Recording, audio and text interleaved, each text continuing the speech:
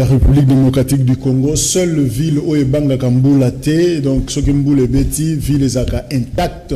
Preuve les cannes à venir des Huileries, au monde à Beauté et à Léopoldville, Ndengue et Zali.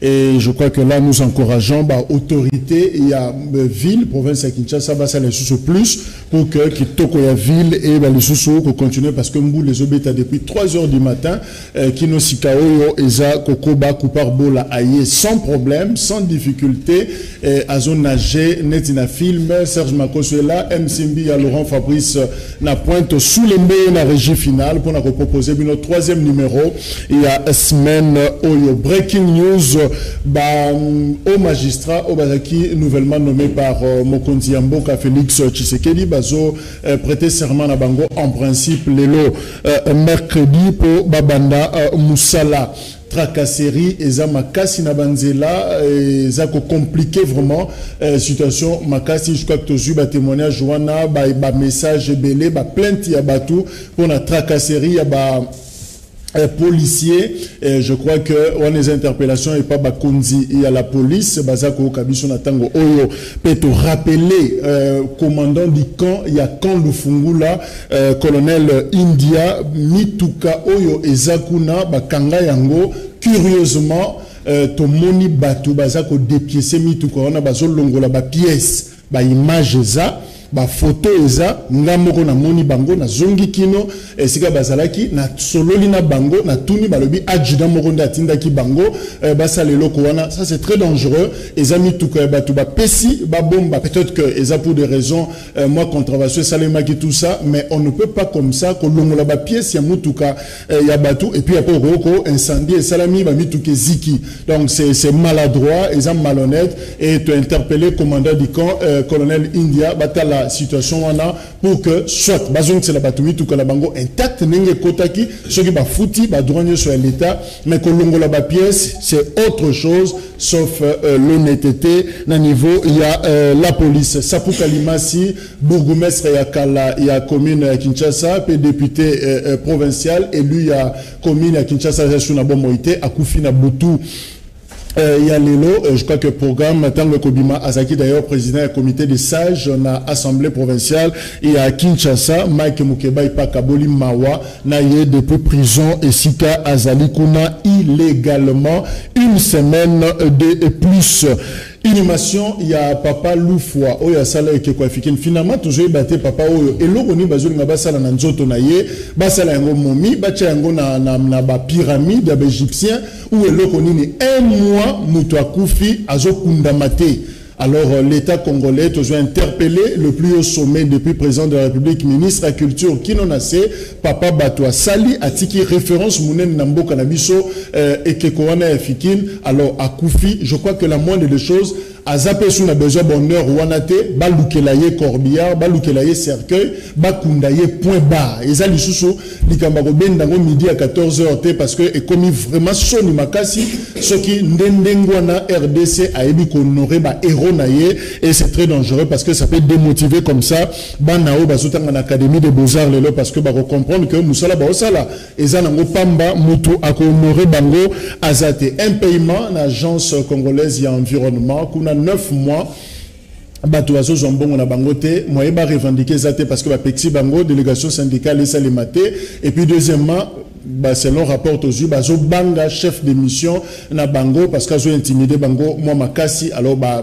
komeli biso ebisi biso chef de mission to même na numéro na yeto mega ko joindre lobby et les cas quitté encore une fois to relancer les sous les lots na agence congolaise il y a environnement ministre azako kabiso a ebi situation na malamu batu bazako la 9 mois futami nanoté voilà Jakindala azanabiso elongo retour je crois que c'est la première fois en 2020 meilleur vœu.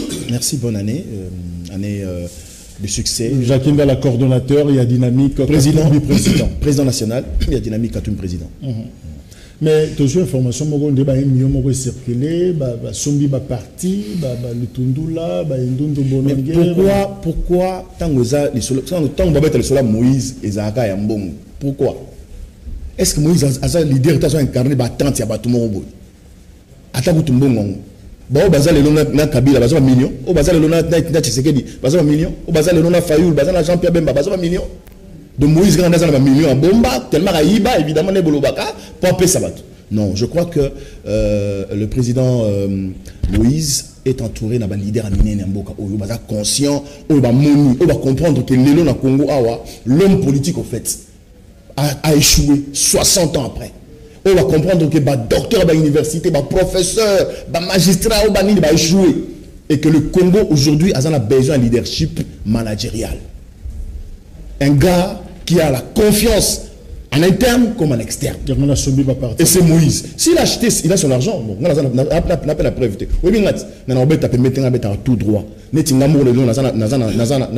mouvement citoyen, combien par exemple? Donc on a pépé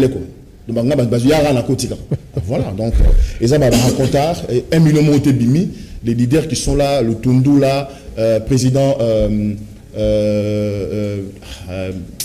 comment on écrit, Ndundu, Mwando Simba, Pierre Lumbi, Kamitatu, voilà. Donc, ils ont conscient que le Congo a besoin de Moïse Katumbi pour bongater. Pour bandata kubonga. Ok. Voilà. Papi Moussa Zanabiso Elongo, Papi Mbotenayo, PPRD FCC, Tozane Sengo, Nasambula, Ozanabiso Elongo, Tozapena Mama Philo, Ozali porte-parole, il y a Jean-Marc Kaboun, Mbote. Mbote de Jean. Ils facilité maman la muki na sambula zo côté la bisowa na mai na nzoto pona kosolo na ba mboka je crois que ça eloko ko encourager président national ya Congo en avant pe azana biso Médard Kankolongo azawa Mbote.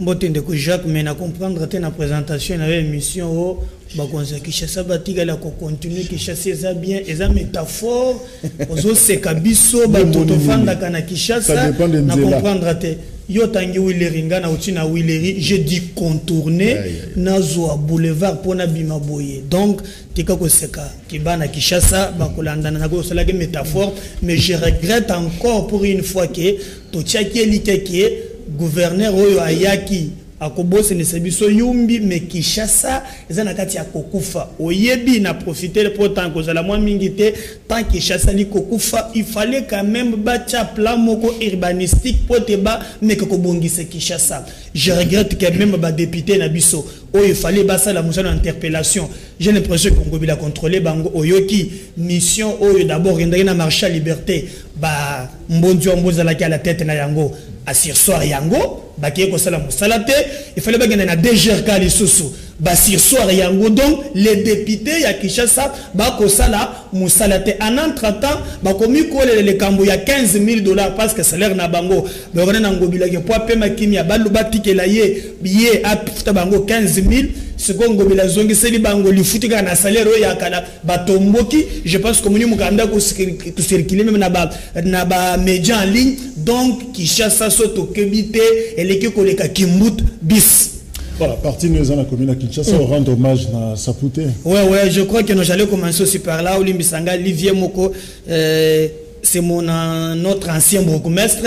Ba document nanga mingi na saye muntu asinya ki yango, oyebi ke soki muntu asia we tout ça na culture te ya ko lobelaye so tendeni mais ape manakimia, je l'ai rencontré une fois c'était avec Mike Mukebai, amemaki ngai tokendaki pa na ye to solo laki. Bon, à saluer Kokiko Sala, je crois que Ape Manakimia et Tumba Yamboka eko continuer. Biloko matita lo makasi na ville province ya Kinshasa on ne sait pas ce que ça ndenge moko na kati ya ba province mbongo ezomona le suste bato bazolela un piaka et na contexte wana nde comité de conjoncture économique ba siège qui lobby na premier ministre économie ministre plan ministre belé ba fanda ki on a pona kotala ba agrégat économique ya mboka na biso likambato de croissance likambo ya prix alors nyonso wana ezosala mape susu na kati ya contexte oyo mbambongo ezobunga bunga na mboka bato bazolela mbongo ezomona na te mbongo ezobunga ba détournement koto ba question écrite écrite, na ma question orale,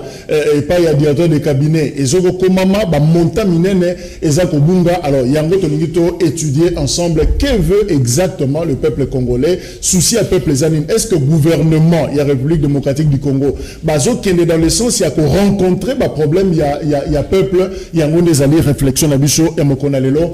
Jacques Ndala, est-ce que vous avez la même appréhension, même constat que Bilo, que Matita, Lopembongo, Zomonate? Non, mais évidemment, je crois que même dans Facebook, on n'a pas de gens qui ont des débats. C'est quand même sérieux. Bon, ils ont mon anaté, un peu à Kezamakasi. Au lieu de mot, peuple congolais, non, non, évidemment, la question est bien posée. Moni Jacques, les lots congolais, bissons en tant que peuple, il faut ôter les mananes. On doit s'arrêter en français. On doit s'arrêter. Il faut tout dans la question. Dans le moment où on a l'émission, on a dit qu'on peut avoir. To fingi mokili mobimba. To fingi ba belge, ba américain, ba français. To fingi Mobutu, to fingi Lumumba, to fingi Kasavubu, to fingi Jean-Pierre Bemba, to fingi Moïse Katumbi, to fingi Fachi, to fingi Kabila, to fingi. Mettez tout ça, monsieur, on fingi. Ok, c'est bon. C'est quoi est-ce que tu as côté les matins total à Sikou? Bissomo en tant que peuple. Responsabilité, monsieur Za, Wabi. Papa, El Béchir, ou ya Soudan, Baluka, Bakangaï, na Bamundele, ces pays, Baluka, Bazok, Bakangaï.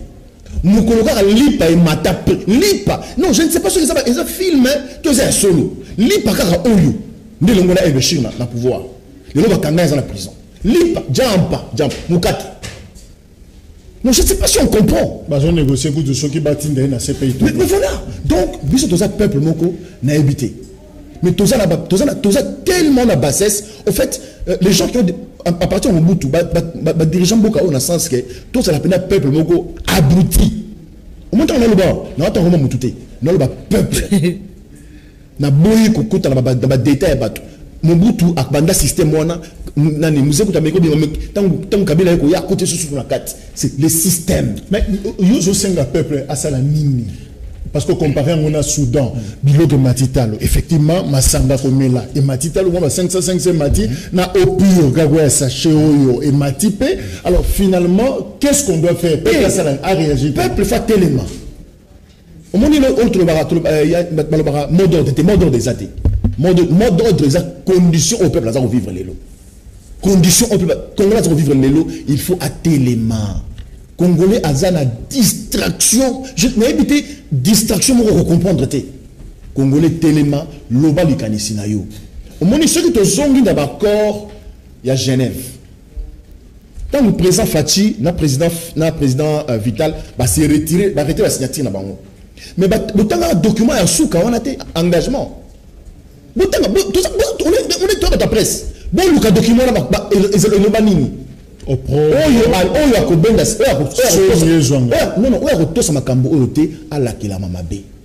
C'est un engagement. Quand on prend un engagement, le lot, je pense que ceux qui ont conscience place Basali, dans ma bureau, dans la chambre, dans la bastille, dans la balle, oh, tout ce document Mongoué, est-ce que ça m'a monté au monde à le loter? Le lot Félix, na Caméré. Bon, ça va, mais bateau na bango, au Canada. Nous avons voté président Fayoulou, candidat comme il y a opposition. Na Kenda, na Outi, na Ndab, na Zoya, pour la Kenda, na Yus, na Kuta, il y a Vital Kamir, il y a Fayoulou, Mabanga, il y a Yense, Bitumba Makas. Nous avons un table de Zéma, Finganga. Yunani. Le loba Fingana bien. Le problème, c'est ça. Nous, en tant que peuple, quel est notre rôle? Merci. Papi, Moussa, qu'est-ce qui explique finalement la situation de est-ce que ça que la Mabé, il y a un engagement, il y a un bateau qui na Genève, il y a une explication sous par rapport à la situation de Tozanango parce que Kokene Wenzeze sous facilité. Ndeko ezama kambo ya kolakela mabe par rapport à document signamaki na Genève yangote.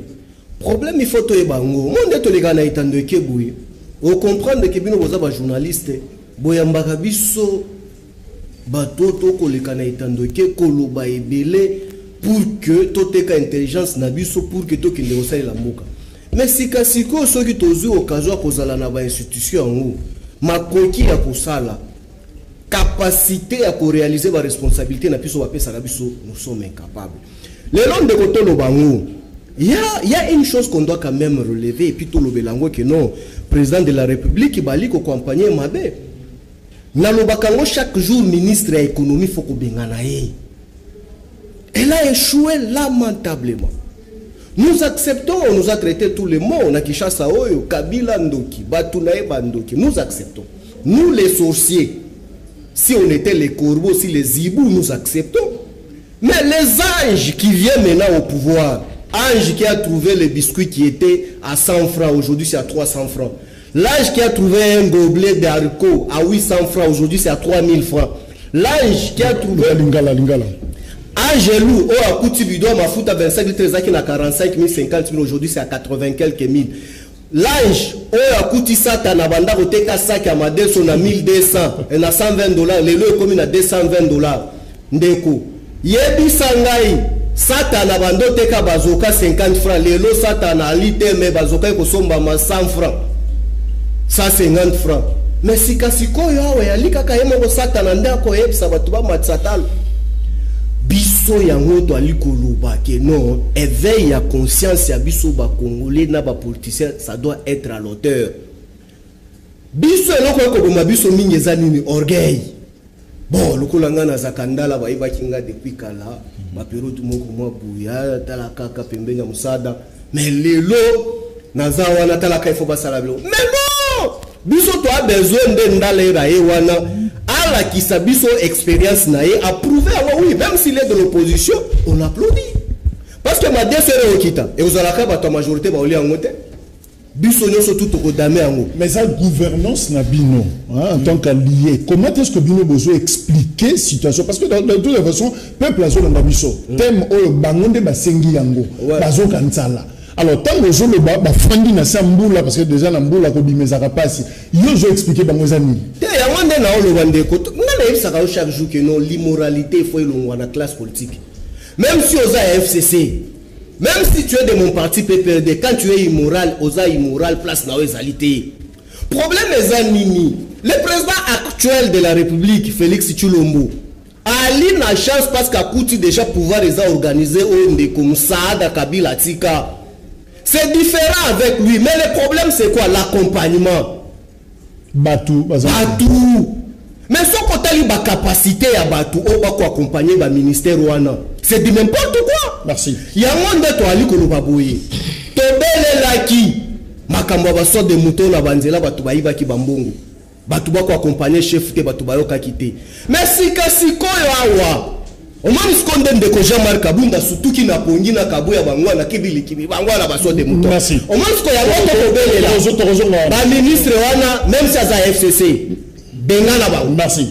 Ndeko philo social apparemment des autres flotter mouké. Est-ce que ça par manque à vision, ils ont expertise les athées, Moussale l'équipe Mounene, et finalement, et comme le rôle là, Nzoko, parce que il nous apporte parole, il y a présent AI, il y a UDPS. Voilà, le problème il y a social et ça vraiment très profond.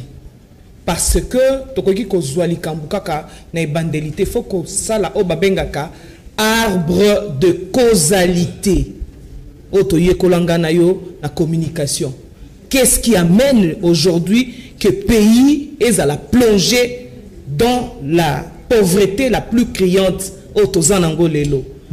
Ngai na koki kokende na likolo te. Les causes sont profondes.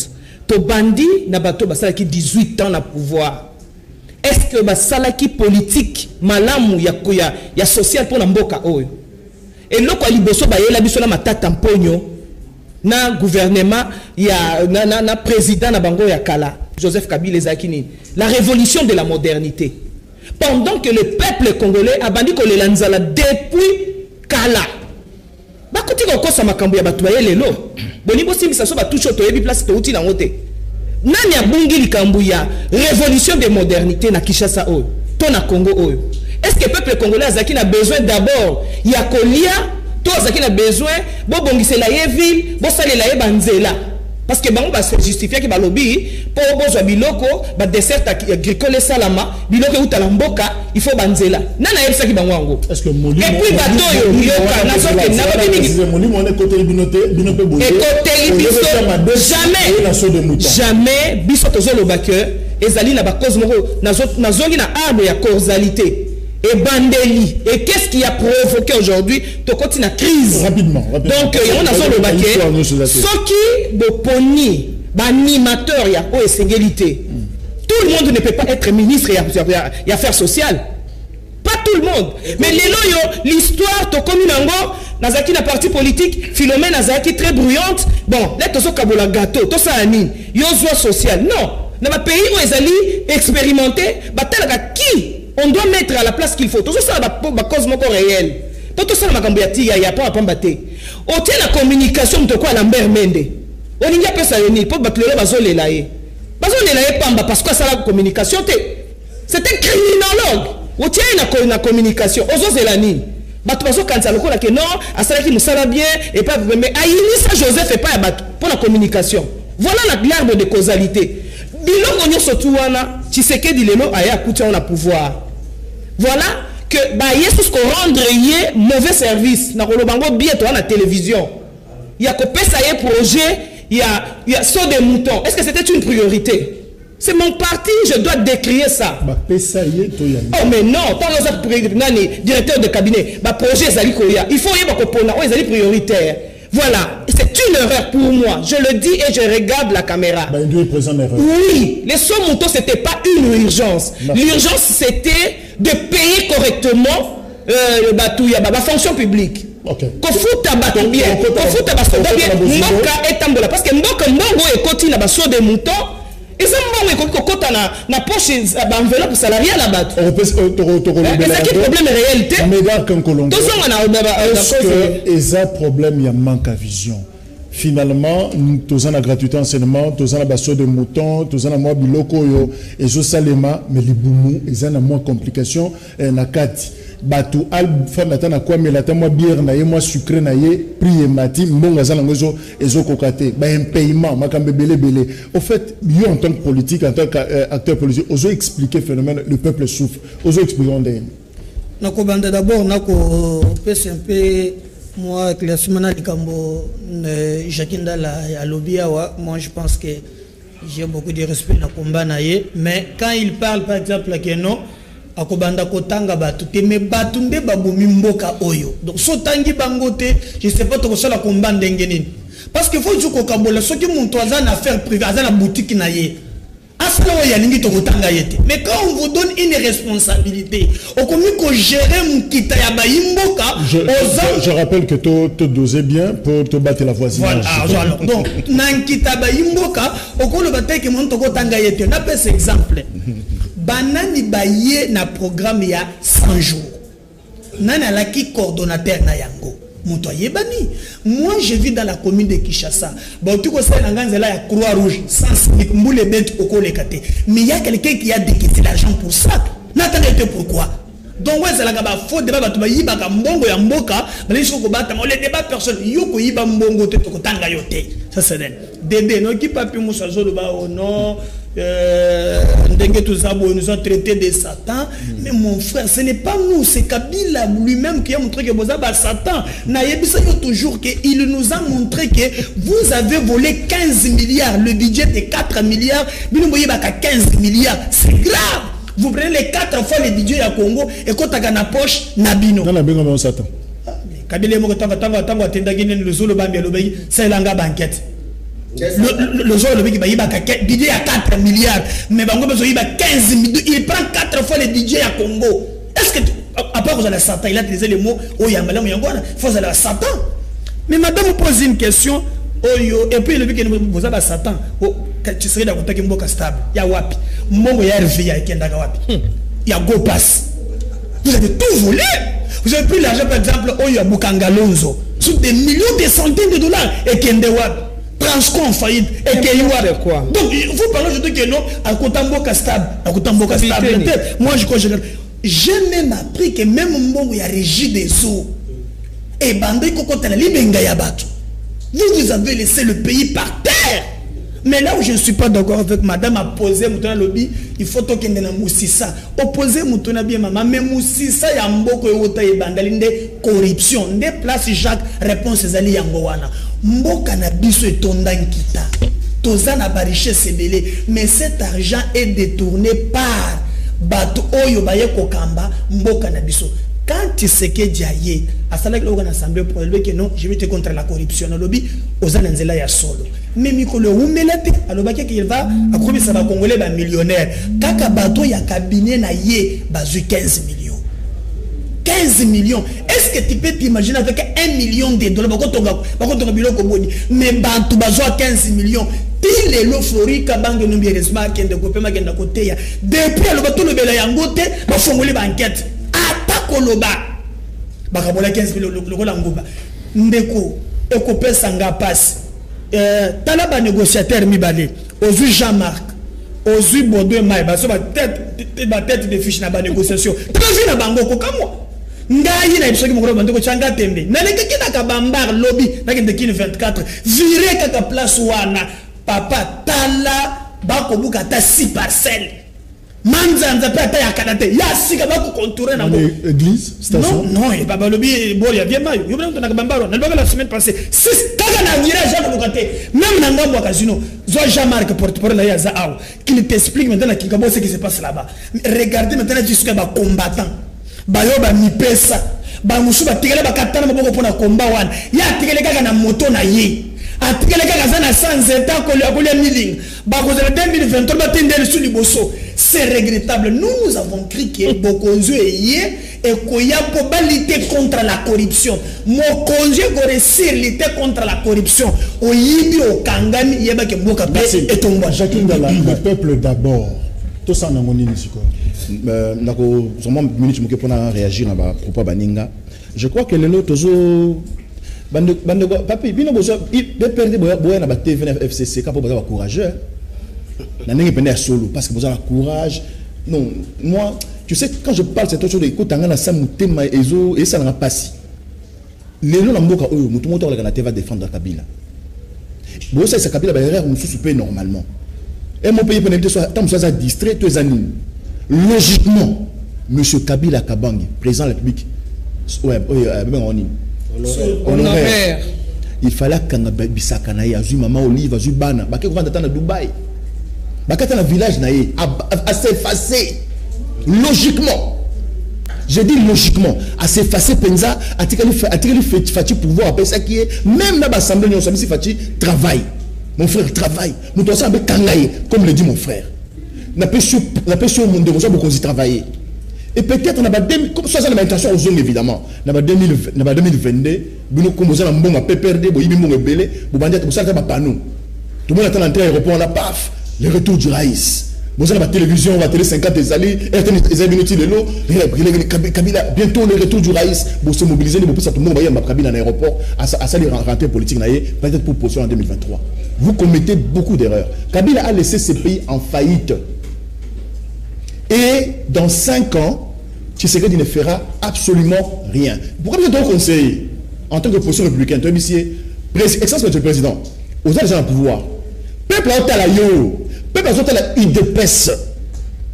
Kabila, dans son jeu politique, a pensé que soit PCIDPS pouvoir, après l'avoir dépouillé évidemment de ses hauts cadres. Kabila, PPRD, et sombré. Évidemment, toujours qu'il n'est pas. PPRD et sombré quand la minute. Ce n'est pas le plein du stade là. C'est un plein populiste.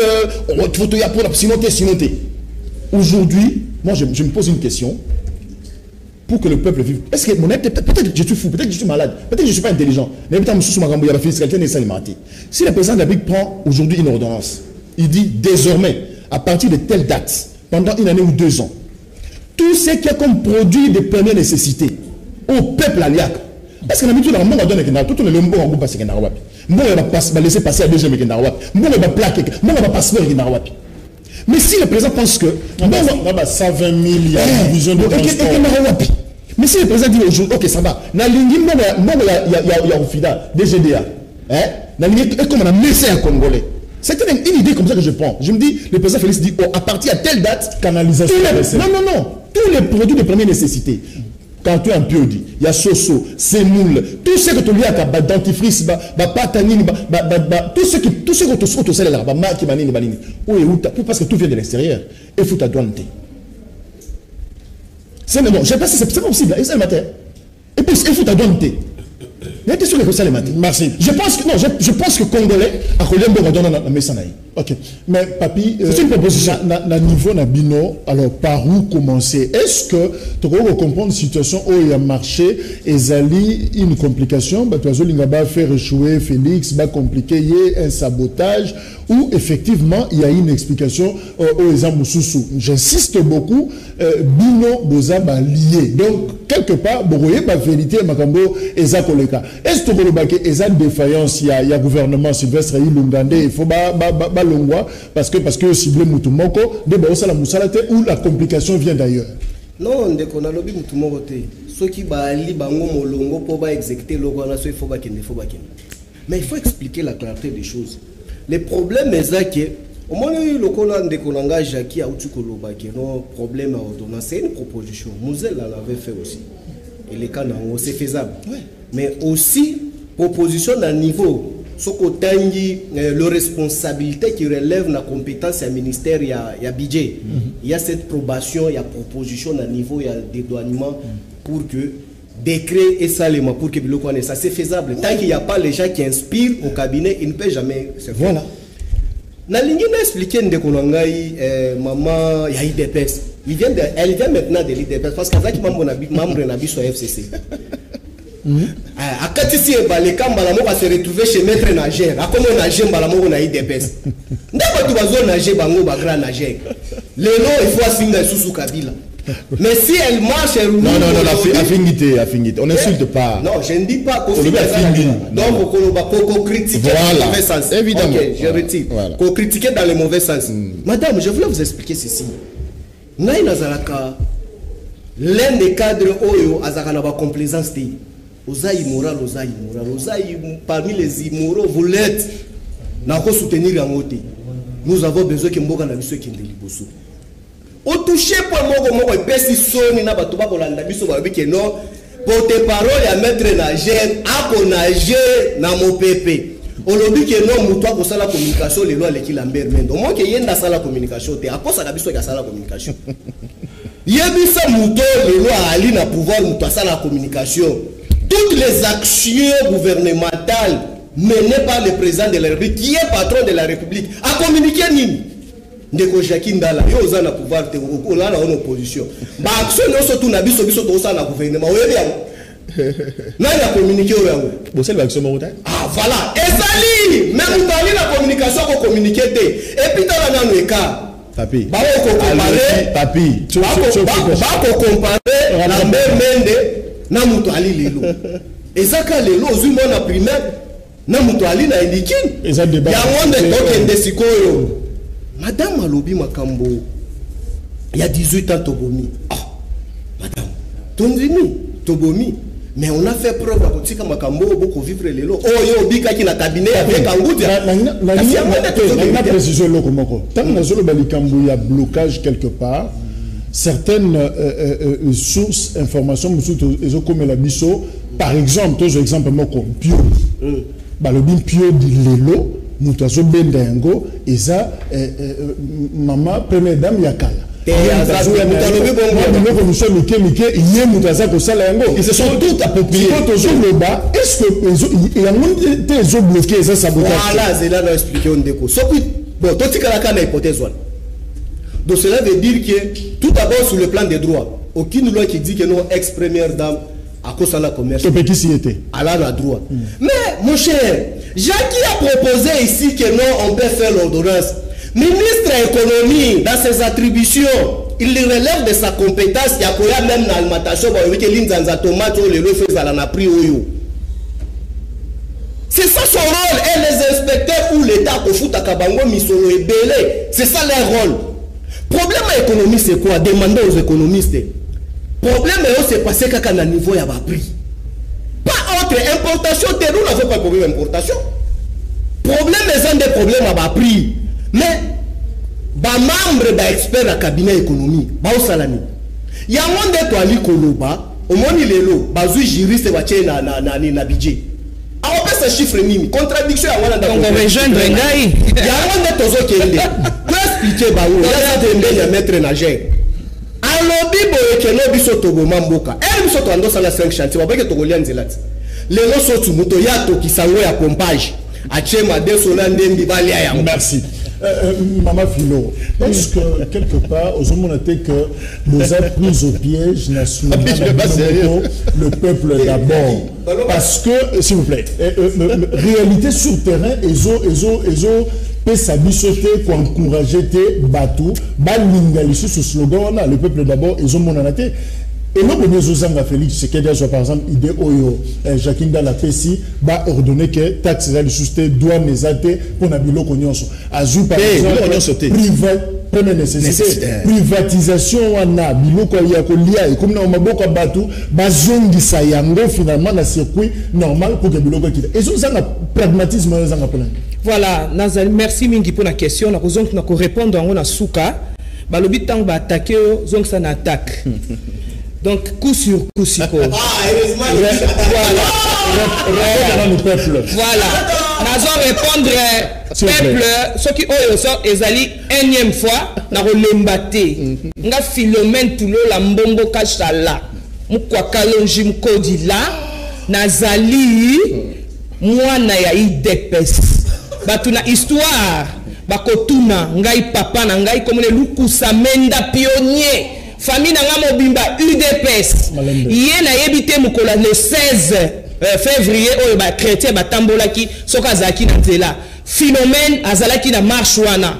Muto akufa pembeni nanga c'est mon cousin Mburi. Matango bomona ya UDPS wana ezaka na lupangu na biso. Vous comprendre ce qui est azali ko ça la différenciation entre cause à la chargée à communication lelo jamangane Jacqueline Dala lelo a commis na la muka et pas ya Moïse Katumbi mais ngana yebaki na la 2 lelo Jean que dani Jacques Kalonji azo sala musala ki toko président nga kumisaka ye toko kozwa ye pe a commis chargé de communication.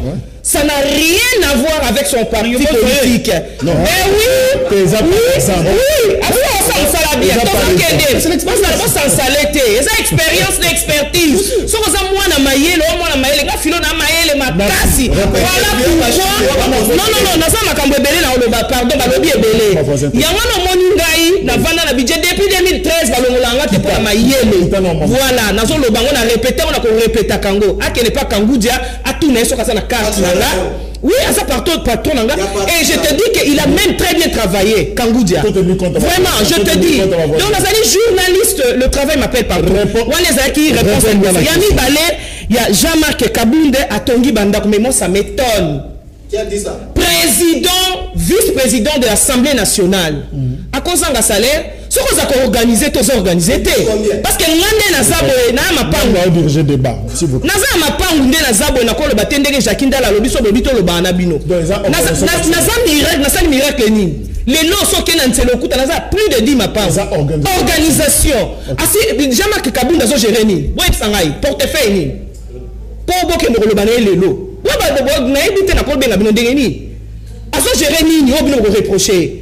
D'abord l'Assemblée nationale.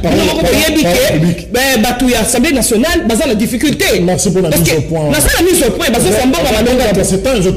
répondre. Donc, ils organisé, ce qui a $6 000, à la capacité à réserver $4 000 à Tchessima. C'est l'organisation. Yami Balena Lobby, Nabiso Bazolo Bakeno, Likambezali, corruption, les Kébélé. Maintenant, Zongi na discours, il y a président Nangaï, il y a eu des pestes. Jean-Marc Kabounde na stade, félicitations na ye, félicitations na CG Kabouya Augustin. Totondi si stade, batu ba nobeli yangote, totondi si stade parce que tu peux batu ba mbongo, batu ba yeki kolanda. Voilà. Jean-Marc Kabounde a lobby. Non, to lobby justice à double vitesse. Koka tangate. A lobby parlons au public. Ouais. Pour le plateau. Ouais. N'a posé question. Répondons à la question parce que n'a pas besoin de contenir la minute. N'a pas rendre compte. Alors, qu'est-ce qui empêche Fachi, la souffrance au peuple Azanengo, à passer à l'acte, à poser acte aux actes? Acte à Liboso, on a répondu directement. À Longoli, Batounia surtout Bazalaki, Liboso, la magistrature suprême à l'Ikolo. Les lots, il va remplacer. Mais oui, pourquoi va remplacer Bango? Parce que justement, il y a besoin de réponse à Jean-Marc Kabounda Lobby. Tolingi justice, il y a double vitesse, na triple vitesse. Et l'Ikolo qui bat pas corruption. Soit boy corruption, Ikolo Bani. Yo, madame Ozali, na social. bapesi mbongo par exemple pour tonga par exemple maison ya handicapé il faut batala est-ce que sombi otongi ndako wana yo za na justice yo za na bambongo ya son mouton olie yango to olie yango te voilà pourquoi tozo ko kende malembe na kolongola eloko moko o to ebike na 2023 ko sala toute une réussite mais na solo baké douleur o to za lango lelo ezali douleur ya enfantement mutunyo so yebi ke mama tango azaka na zemi okolia manga tondolo mais tant bébé ko voilà par où commencer finalement pour rencontrer social il y a peuple azolela to banda wapi Jacques Meki déjà coupé ça quelques pistes de solutions l'émission aussi a un caractère pédagogique to bandela wapi que le président de la République a appliqué juste état du droit au vrai sens du mot, c'est-à-dire ndaw tu konomé ba magistrat obaye ya sika ba banda kaka ko appliquer loi na batu ba ko détourner musolo ya mboka ndeko Jacques suba kaka o mandataire moko azayoki musolo soupçon kaka ya pamba azala bar asambi yebake mbongo ya ba congolais et kokota pona ba congolais mais tant que mbongo ya mboka et kokota kana libenga ya batu social ya batu kotomba bakate moi je m'arrête na likambo ya justice je vais répondre mama teme ba kolanda biso bazui mbongo wapi na kopesi sko ba piste boko lokokoto na otona bango lorsque bazoka bola ba ministère très bien, toujours ministère enseignement technique et professionnel. Et tambola kakakade. Posez-vous la question pourquoi on partage à pouvoir bakomi enseignement primaire technique. Pourquoi les techniques et qu'il y a enseignement primaire? Il y avait Mbongo Moko na coopération japonaise, beaucoup d'argent. Je t'appelle le bisika batumaso Mbongo Yangowan, les négociateurs. Banduma ke na partage. Et l'ongwa et Kendekuna, ça il faut les retenir. Beaucoup d'argent, je te dis beaucoup d'argent, il y a coopération japonaise. Donc, et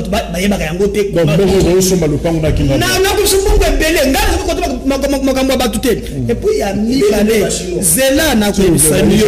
Au moins, tango toko la makambo mboka, toko le belango na ba émotion te. Surtout kota la batuba kokemba. Biso Tondima Félix a un pouvoir pour te makambo toko tanga lelo ezalaka te. Ndeko Jacques n'a regretté mi. Par exemple, un piodi. Mais quand vous prenez d'abord non seulement économie en mboka, ils ont 80% à l'informel, nazalaki na parquet lobby na bazana grève, j'ai vu que ministre les sous il y a justice atindi batu na babilenge bakoteka ba crédit one ba bengeni bango les sous mais bozu sukon kita mboka bo pesi bapaya yo lobika makambo ampio du bakotanga ancien première dame mais kendo tanga ta makambo ya Prince Victoire oyebi que par exemple Prince Victoire o ya libanais oyo place na lupango ya l'état ils ont le de l'État. Oui, les ont de l'État. Mais ils sont. Voilà. Mais ils se sont arrangés dans le occuper le pango à l'État. Bazana va pas na kat. D'État il y a tant que les gars ancien ministre de l'économie on attend va faire cesser Bandoko Bazao. Il y a pas kanga ciment. Écoutez que pour faire le commerce il y a ciment. Hein? Non, je ne comprends pas rappeler donc, ils ont privatisé le pays. Voilà. Ils ont privatisé le pays. Non, rappeler commerçant. Et c'est ce qui se fait que là, Esika, Mboko profite, il y a toute l'économie. En même temps, Bakolanda, Bato Bakosala Miki, Ndeko Jacques. Nous avons un messie Nassina Tanga Kombo Naye Ao, Mokolo Rotana, Mokolo Sotin, Abedachou. Il doit la ville 45 millions de dollars. Il doit la ville 45 millions. Mais est-ce que l'État ne peut pas, maman Filoyo, comme bon social est monté? Il y a des gens qui c'est l'argent, il ne paye pas les impôts fonciers, il ne paye pas les impôts sur les revenus locatifs. Mais il y a des fonctionnaires. 30 secondes. 30 secondes. Hyper na ba fonctionnaire, hyper na beda chou. Merci. Puis il faut t'arrêter. Non, on peut se parole pour la clôturer. Il n'y a pas sa formation. Tout à l'heure,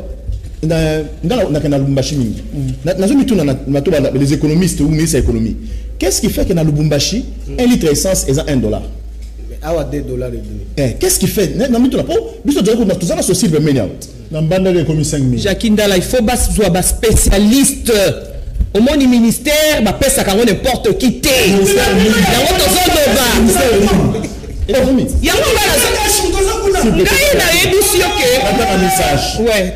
Nathanaël Naouna, le peuple d'abord, un rêve idyllique pour un parti politique qui a lutté 38 ans. Le peuple veut un changement constant, mais avec un gouvernement télécommandé. Tome Sanakaka.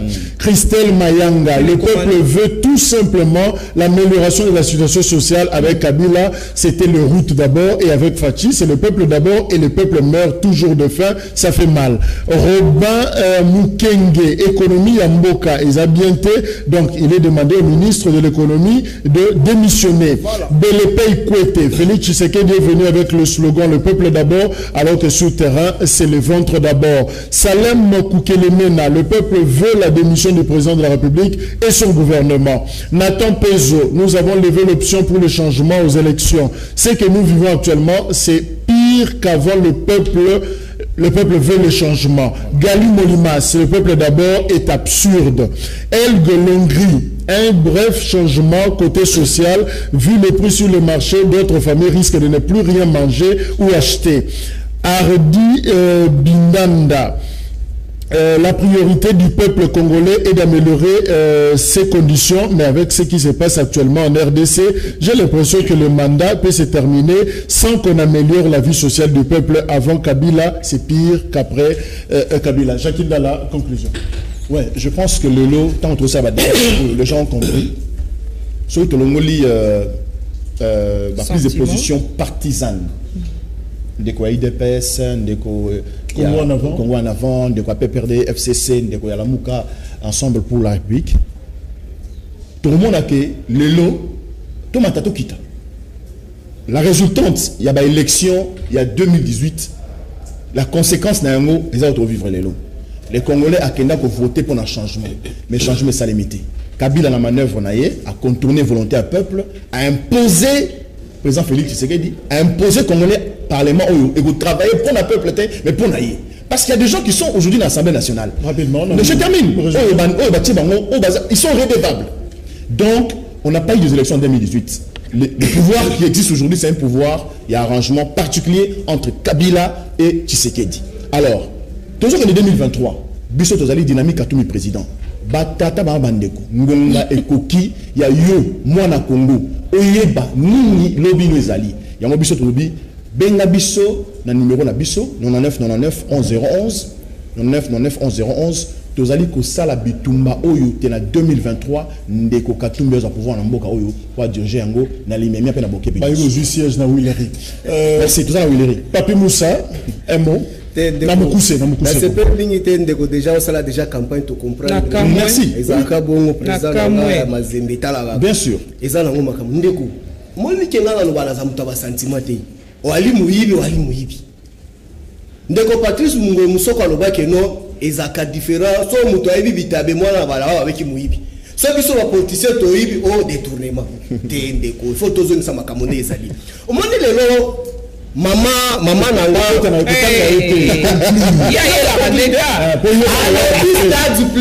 ndeko ai conclusion nanga ndeko nanga ai alobi que non vitesse et justice à double vitesse te tondimi yango bayebisa biso état de droit mukeba aza wapi sora mukeba eza nini bon il est de l'opposition, il n'est pas du PPRD. Moi j'ai suivi la cour et j'ai participé dans le procès. C'est un procès clair. C'est Kabila qui a arrêté encore Mkebaï. Dites-moi, c'est Kabila qui a arrêté Mkebaï ou bien Chadari? Chadari a paralysé Mkebaï. Et c'est Jean-Marc qui a arrêté. Non, j'en viens. Je ne vais pas citer. Jean-Marc n'a été honnête. Jamais été juriste. C'est ça conclusion. Vous soulevez. Conclusion, Ndeko Jacques. Biso baloba na biso que notre utiliser Transco na musala PPRD. Na stade ndeko nanga lobeli yango basala ki libungu tuluso ki place so ni na ebité Transco banda komema bato balongoli même ba publicité à Transco batie ba kombo ayi de pesa ba plateau wana. Loi est changé. Merci. Philo. Vraiment, on a aussi peuple congolais, tous les ans nous avons élection té, bon juger Moutou par rapport à Makambounaye. Donc une année, il y a pouvoir, il y a Félix Antoine Tshisekedi, ils sont positifs. Tous les ans Makambou, ils sont Simba Manamaboko. Ba maître nageur, eux, on décolanga en face à Zali Koluka, Bazam au Panzi nanga à droite, parce qu'il y a Ebaki décolanga Jackie, Azalaki Lobby FCC, Azokumisa Lambert Mende, Nakamwe Lelo, a commis, et pas il y a Moïse Katumbi, puis Azobenga Batoko, t'as pas Moïse Katumbi. Donc ba maître nageur, Bango Wana Penza. Ngai Oyo, Nazala, la chargé de communication, si Lelo, n'a s'affiché, Azokamwa. Yami Balé, n'a lobby que Lambert Mende, Azali qui porte parole, il y a Momemi Maki. Biso toza la besoin na ngote. Biso oui, président na biso aza Momemi Maki te, aza béton. Yemoko ayebi koloba et aza na besoin te que talo de la voilà. Bon, Naloki Ndekonanga Jackie a soulevé point moko ya pétrole. Tu me rappelles, Nazo Senga na Félix Tshisekedi, na Pepe Ilukamba, Botala nanu likambo ya pétrole ya Perenco. Chibala avait signé un contrat bidon avec Perenco, bateka pétrole jusqu'en 2040. Et j'insiste que Batala likamboana. Il avait signé un accord satanique. J'ai Brino, likambo négociateur, Pepe Ilukamba, Tala likambo Perenco bien. Oh yo ya salaki. Maman, je vous rappelle, il y a un na yango conclusion ngango wana. Au moins il y a 65 entreprises publiques, ba négociateurs, tout place il discute que sur 19 entreprises publiques. J'aurais appris na moka ba négociateur que basi simba kanyaka fait ça misimbeli 47. Balobi très bien balobi que non mandataire vient du mot mandat, donc batino sur fait c'est bazar mandat bakotika bango bakokabola kaka côté kozana ba ai. Il est fait